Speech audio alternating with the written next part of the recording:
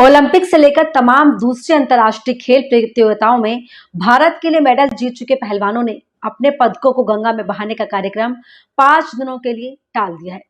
नमस्कार, मैं हूं आपके साथ मुबशरा।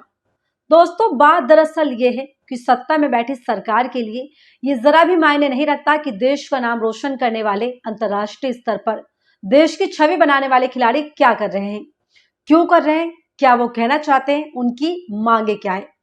सत्ता के अंधकार में चूर मोदी सरकार को ना पिछले 1 महीने से भी ज्यादा दिनों से सड़कों पर पड़े खिलाड़ी नजर आ रहे हैं और ना ही बेटियों के आंखों के वो आंसू नजर आ रहे हैं, जिसकी वजह भी वो खुद है। आपकी स्क्रीन पर चल रही इन तस्वीरों से भी अगर देश के हुक्मरान का कलेजा नहीं पसीजा तो आप भूल जाइए कि ये राजा प्रजा के बारे में सोचता है। आप ये भूल जाइए कि जिसे आपने चुना है वो आपका हमदर्द है, क्योंकि आज जो कुछ भी इन अंतर्राष्ट्रीय खिलाड़ियों के साथ हो रहा है वो इस बात का सबूत है कि इस देश में अहंकारी राजा की नजरों में आपकी क्या जगह होगी, जो आज देश की आन बान और शान के लिए लड़कर भी खुद को इंसाफ नहीं दिला पा रहे। तो सोचिए कि आपकी क्या जगह है। जिन किसानों ने 1 साल से भी ज्यादा समय तक आंदोलन किया, सड़कों पर दिन रात बैठे रहे, कईयों ने अपनी जान तक भी गंवा दी, लेकिन वो किसान असली किसान नहीं है। जो छात्र आंदोलन कर रहे हैं वो छात्र भी नहीं है, क्योंकि असली छात्र तो पढ़ाई कर रहे हैं। और ठीक वैसे ही जो पहलवान आंदोलन कर रहे हैं, पुलिस की क्रूरता को झेल रहे हैं, सड़कों पर घसीटे जा रहे हैं, लाठी डंडे खा रहे हैं, वो भी पहलवान नहीं है, क्योंकि जो पहलवान है वो अखाड़े में मेहनत कर रहे हैं।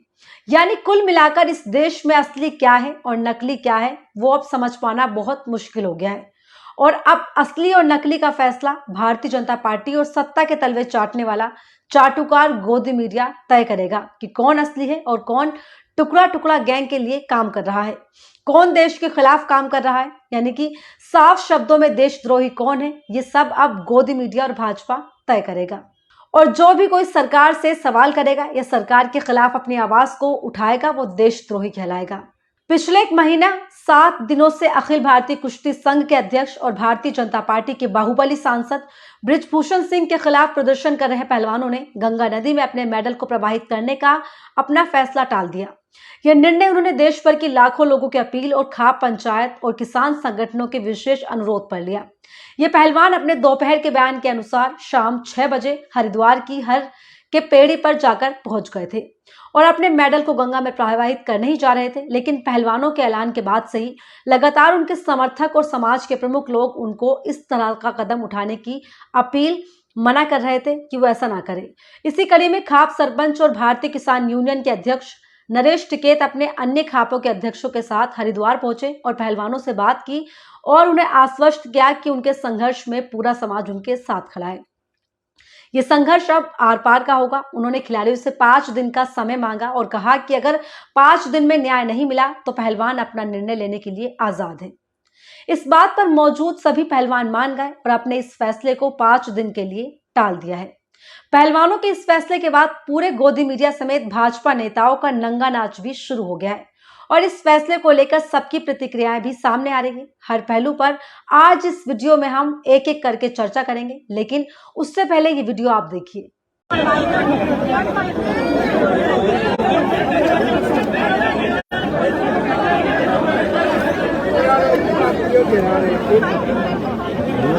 विनेश फोगाट, साक्षी मलिक को रोते हुए देखा जा सकता है इस वीडियो में। महिला पहलवान एक दूसरे को ढांढस देते हुए भी दिखाई दे रही हैं। जिंदगी में अपनी मेहनत से कमाए धन को गंगा में बहाने आए पहलवानों का दर्द किस तरीके से छलक रहा है इस वीडियो में देख सकते हैं। इन तस्वीरों को देखने के बाद भी क्या ये देश अपनी कायरता से बाज आएगा? क्या इन तस्वीरों को देखने के बाद भी देश शर्मिंदा होगा? आज ये खिलाड़ी सत्ता में बैठी सरकार को आईना दिखा रहे हैं, लेकिन अहंकारी राजा को सुध नहीं हो रही। पूरे मामले पर जहां एक तरफ भारतीय जनता पार्टी का आईटी सेल गैंग एक्टिव हो गया है, तो वहीं दूसरी तरफ गोदी मीडिया के तमाम चाटू पत्रकार, जिन्होंने देश के गृह मंत्री अमित शाह के साथ मिलकर संसद के उद्घाटन के वक्त रात्रि भोज किया था, लिहाजा अब आकाओं के एहसान को चुकाने में डट गए हैं। सबसे पहले देखिए निर्लज्ज और नीचता का एक और नमूना पेश करता तिहाड़ी पत्रकार क्या कुछ कह रहा है। ये सरकार द्वारा पुरस्कार के रूप में दी गई सरकारी नौकरियों से इस्तीफा दे सकते हैं, उन नौकरियों से जो इन्हें देश के लिए मेडल जीतने के बाद इसी सरकार के जरिए मिली थी। कि ये खिलाड़ी चाहें तो उस पुरस्कार राशि को भी लौटाकर सरकार का विरोध कर सकते हैं जो इन्हें मेडल जीतने पर सरकार से मिली थी। चुनाव आने ही वाला है, ये चुनाव लड़ सकते हैं। हमारे देश में अगले साल ही लोकसभा के चुनाव होने वाले हैं, कुछ ही महीनों की बात है।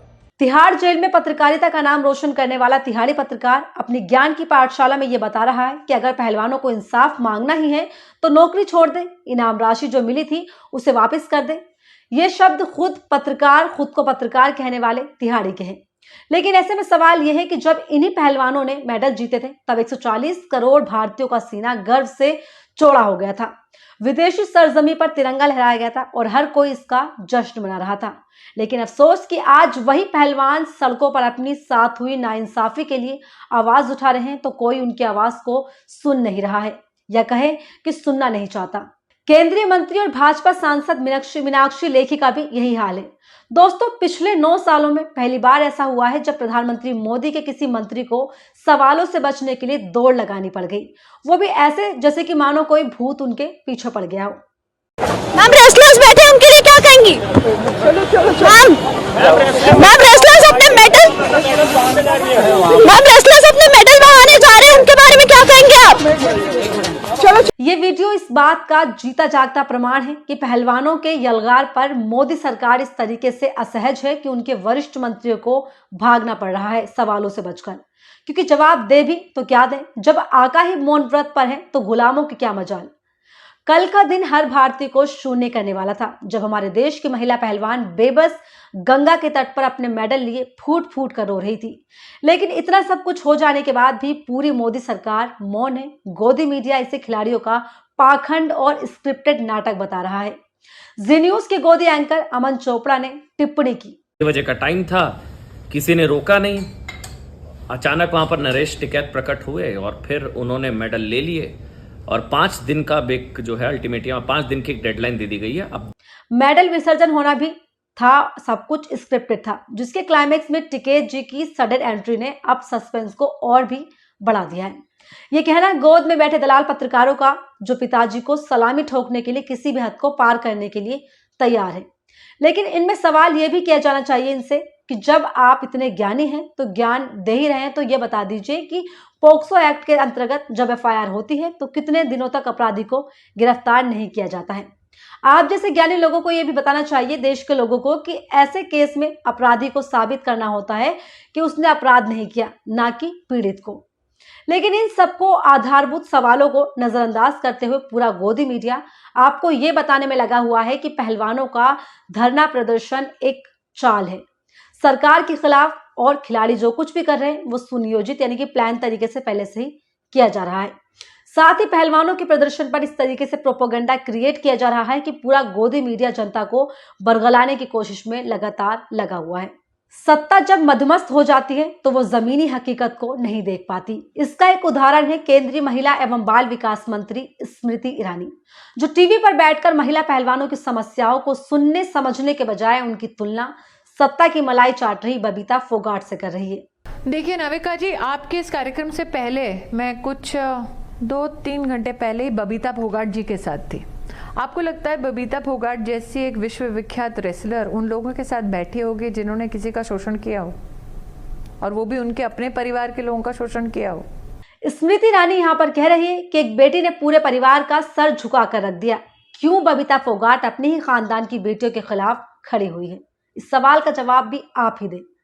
स्मृति ईरानी समेत तमाम बीजेपी नेता सत्ता और सरकार की जी हुजूरी में खो चुके हैं, और ऐसे में कुछ सांसदों को विशेष अधिकार भी मिल चुका है जो कानून से भी ऊपर है।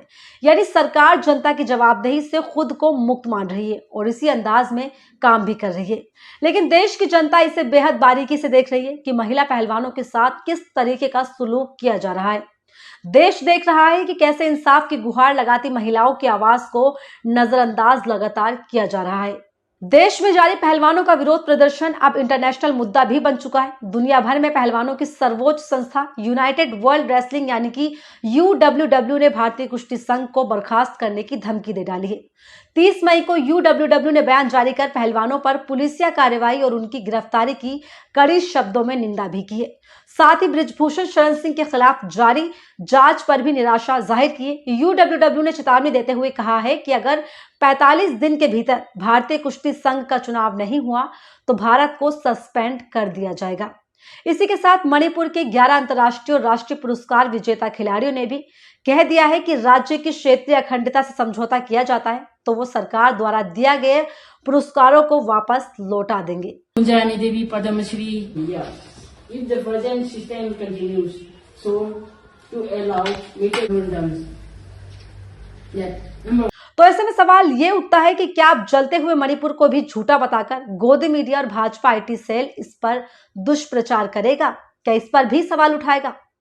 सरकार से हजारों लाखों उठते सवाल और रोती बिलखती हुई बेटियों का दर्द इस सरकार को नजर नहीं आ रहा। कल हुई इस घटना के बाद लगातार देश भर से लोग पहलवानों के समर्थन में आगे आए और सरकार की निंदा भी की। दिल्ली के मुख्यमंत्री अरविंद केजरीवाल ने ट्वीट किया, पूरा देश स्तब्ध है, पूरे देश की आंखों में आंसू हैं, अब तो प्रधानमंत्री जी को अपना अहंकार छोड़ देना चाहिए। इसी तरह कांग्रेस अध्यक्ष मल्लिकार्जुन खड़गे ने महिला पहलवानों के अपने पदकों को गंगा में प्रवाहित करने की घोषणा करने के बाद मंगलवार को प्रधानमंत्री नरेंद्र मोदी पर निशाना साधा और आरोप लगाया कि वो लाल किले की प्राचीर से महिला सम्मान पर लेक्चर देते हैं, लेकिन असल में यौन शोषण के आरोपी को संरक्षण दे रहे हैं। खड़गे ने सवाल किया, आखिर क्या जिद है? बेटियों को न्याय क्यों नहीं मिल सकता? क्यों बेटियों को ही कटघरे में खड़ा किया गया है? क्यों वो मां गंगा में पदक प्रवाहित करने के लिए मजबूर हुई? बेटी बचाओ नहीं, अपराधी बचाओ, देश के गौरव को ठेस पहुंचाओ, इस तरह के शब्द मल्लिकार्जुन खड़गे के हैं।